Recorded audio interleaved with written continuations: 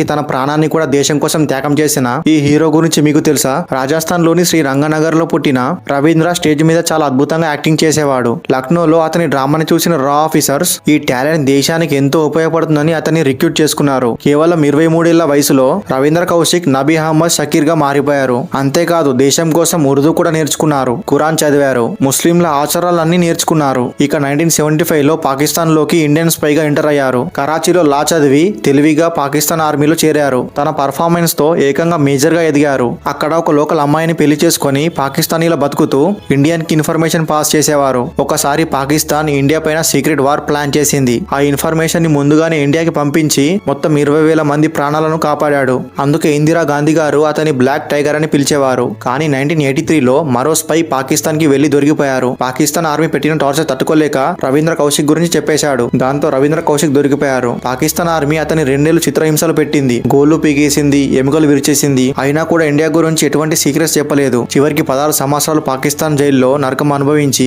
2001లో అక్కడే గుండెపోటుతో చనిపోయాడు. చనిపోయే ముందు అతను రాసిన లెటర్స్ లో దేశానికి ఇంత చేస్తే చివరికి నాకు పట్టిన గతి ఇదే అంటూ, ఒకవేళ నేను అమెరికన్ అయ్యి ఉంటే ఈ పాటికి నేను బయటికి వచ్చేసేవాడిని అని ఆవేదన వ్యక్తం చేశారు. దేశం కోసం ఫ్యామిలీని, లైఫ్ ని త్యాగం చేసిన ఇటువంటి హీరో గురించి అందరికీ తెలియాలి. సో ఈ వీడియోని మీ ఫ్రెండ్స్ కి షేర్ చేయండి. ఈ వీడియో మీకు నచ్చితే లైక్ చేసి ఫాలో చేయండి.